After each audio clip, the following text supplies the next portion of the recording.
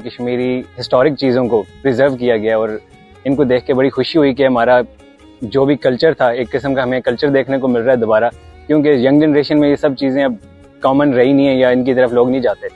तो इनको देख के बड़ा अच्छा लगा। कश्मीरी बैठक बनाई गई और उसके अलावा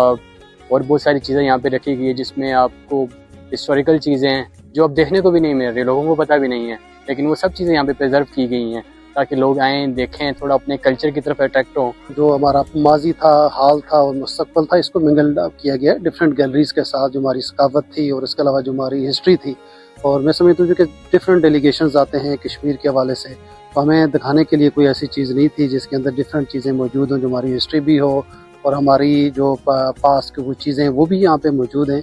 और हमारी जो एक अचीवमेंट थी माजी में, जो लोगों की सेक्रीफाइसेस थी, उनको रिफ्लेक्ट किया गया और एक होप भी साथ दी गई है कि इंशाल्लाह वो कश्मीर भी आज़ाद होगा और हम जो है वो पाकिस्तान कैसा बनेंगे।